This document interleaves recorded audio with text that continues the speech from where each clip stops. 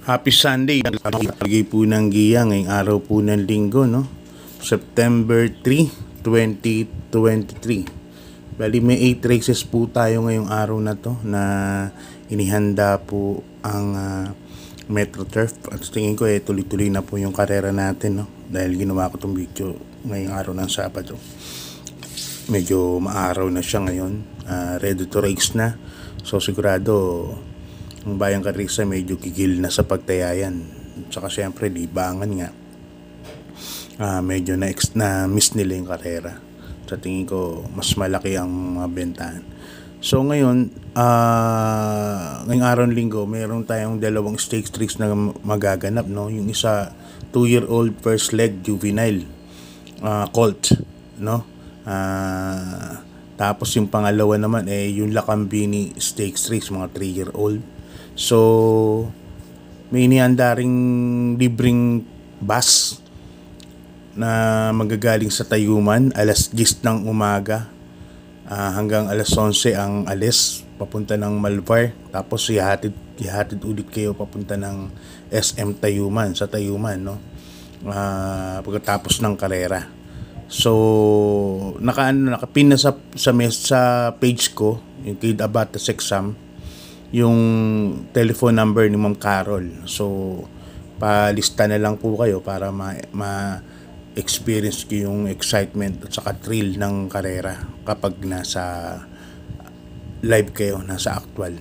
Maganda talaga magnanood ng actual. Medyo andun yung excitement, lalo na ngayon maraming mga may premyo. So sigurado puro labas naman yung mga yan, dahil sigurado matataas po ang purse niyan, ng mga prices niyan para sa jockey. Kaya expect natin magiging maganda po. Maganda yung pagkaka-line up ngayong araw ng linggo, no? At may karamihan din naman ng mga nagsasali. So yan, see you at Malvar sa Sunday. Palista na lang po kayo. So yan, race number 1, ay mali. What number to kagad to? So yan, start na tayo, no?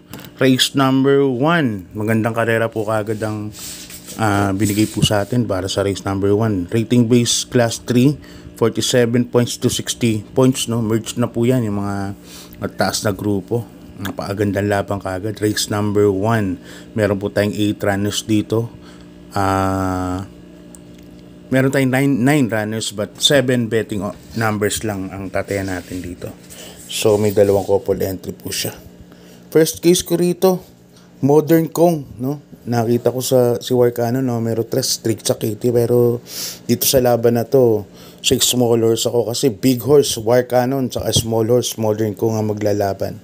Pero dito pa rin ako 6A Modern Kong na sa Dodong Villegas, may-ari ni Vice Scoop Sandy Javier. Yan po ang first case ko dyan.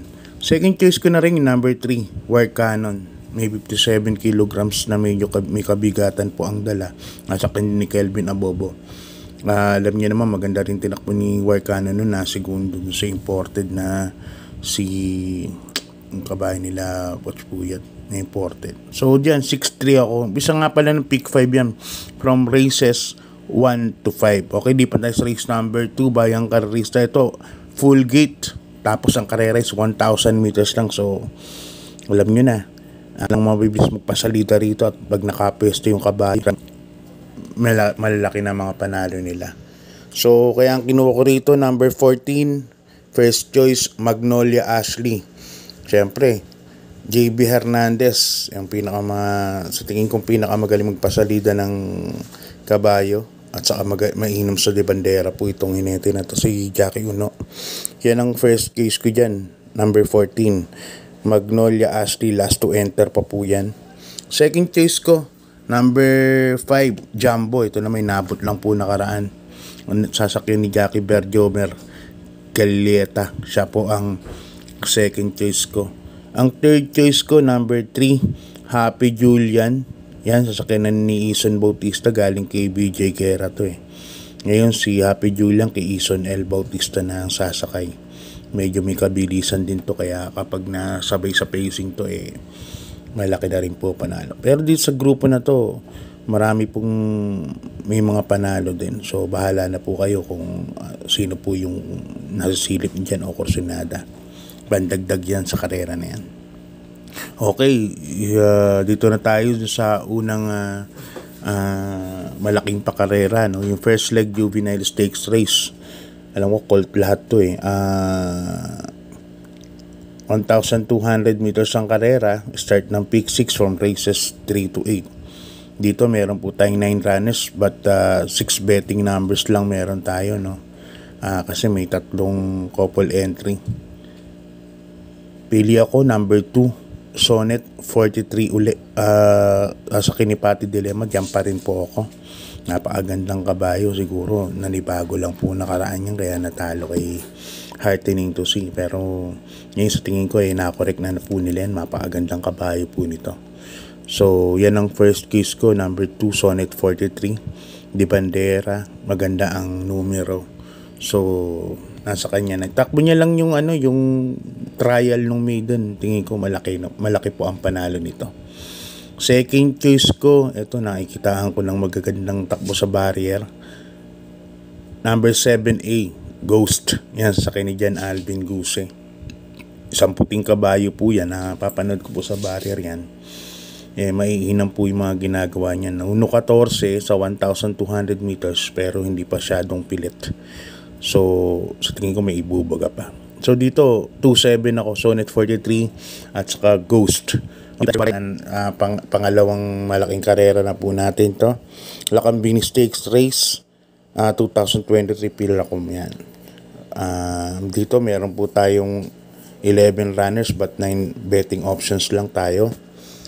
Ito medyo may kaguluhan po itong karera na to pero syempre pili pa rin po tayo. First case ko number 10, Secretary, sasakin ni MM Gonzales. Although medyo may mga mabibilis dito sa grupo pero si Secretary pwede pong isunod yan. So yan po ang first case ko sasakin ni MM Gonzales. Second case ko Loyalty Bet dun sa kaibigan natin, number 11, Domsat 7. Sasakin naman ni GTZ.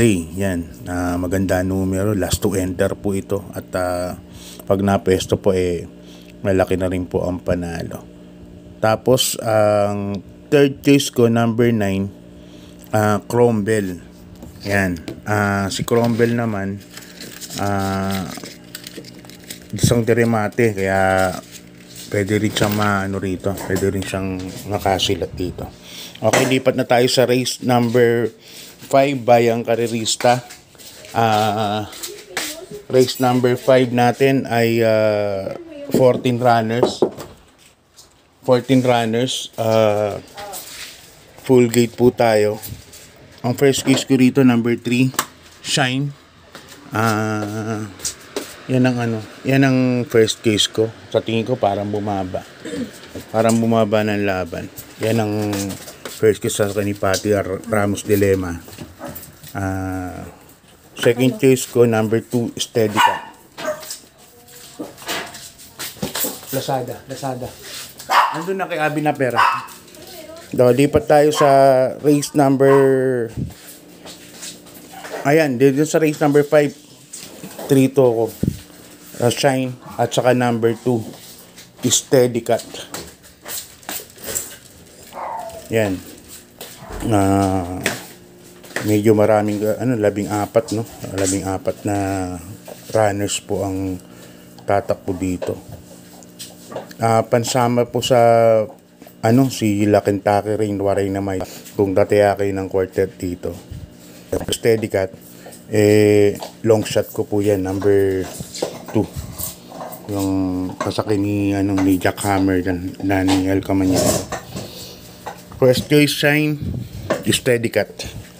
Yan, long shot ko yan, si Steady Cat. Okay, di pa tayo sa race number 6, Bayang Karerista. Class 5, 6 to 10, split. Meron tayong 8 runners dito. Ang distance natin 1,000 meters lang, no? Kasi 8 runners lang siya. Kaya 1,000 meters lang. So dito kukunin ko isang Di Bandera na rin. Si Golden Buzzer, wala po akong nakikita na medyo may kabilisan. So siya lang po yung sa tingin kong talagang lehitimong debandero. Si Baywatch dati mabilis siya pero matagal lang hindi natakbo. Kaya hindi natin alam kung nandun pa rin yung bilis. Pero si Golden Buzzer kasi medyo mabilis. Pero kung napapansin ko, Golden Buzzer medyo larga na iiwan. Tapos kakaskas. Anyway, 1,000 meters lang naman to. Tapos ang hinete naman JC De La Cruz. Baka makorek niya sa larga to. Second choice ko, number 8. Since When, sasakay ni Jackie Eason Bautista. Since When, mababa na rin dito sa grupo to. Baka ito ang makakotcho kay Golden Buzzer. Okay, lipat tayo sa race number 7. Bayang Karisa, class 5, 11 to 15 points, split group. Yan, 1,400 meters. Dito meron tayong pentafecta, trifecta, quartet, at pentafecta. Dito 14 runners actually tayo hindi ko na yung 12, 13, 14. So anyway, tingnan ko naman medyo outlast naman yung tatlo. So hindi ko na rin naisama sa pag-screenshot ko. So first case ko rito, number 8, Sundance, sasakyan ni Jackie Mart Gonzalez. Diyan po ako. Sa tingin ko, baka ngayon na. Second case ko, yung nanalo nakaraan. Number 9, Autumn Shower. Hugando po nanalo nakaraan to. Parang ngayon pa lang nagpipik tong kabayo na to. Number 9, Autumn Shower. Third case ko, Nadihado.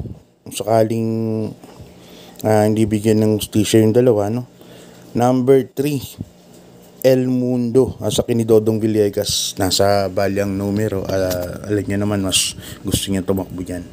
So dyan, 893 ako, Sundance, Autumn Shower, at saka El Mundo. Okay, lipat tayo sa last race, Bayang Karisa. Last race natin, class 5, 6 to 10 points, split group. Meron tayong 14 runners po dito. Ayan, at may tatakbong kabayo. Si Sincero, buti nasakin ni yung paborito kong apprentice ngayon, si Charles Reyes. Buti pumayag naman na sakay yung kabayo. Mabigat pa laban, talagang mabigat pa. So pili tayo. Ang first case dito, number 11, Sultanov, sasakay ni Jackie CL Advincula. Yan, babang grupo po yan. At tingin ko kasi ang gumagawa ng 1.26 medya yan. So kung oras na to, oras lang, lamang po yan. Second case ko, number 12, si Queen Margot, sasakay ni Jackie BJ Guerra. Ganda rin ang numero nito. At isang deremate rin. Maganda pa po numero niya. So yan po ang second choice ko. Tapos ang third choice ko, number 13, Cheche, sasakay ni JB Hernandez. So dito sa last race, 11, 12, 13 ako, Sultanov, Queen Margot, at saka Cheche. So yan, shoutout muna kay Ronald Susing, tapos mga other na nagpapa-shoutout, sa Martes na kuna kayo sa shoutout, kasi wala nang time. Inano ko lang to kasi baka mamaya hindi ko magawa na, para baka hindi ko ma-upload yung tip ko sa Sunday. So ayan, Bayang Karista, good luck sa inyo at God bless, at saka subscribe po kayo sa mga bagong viewers mo natin. Maraming salamat po.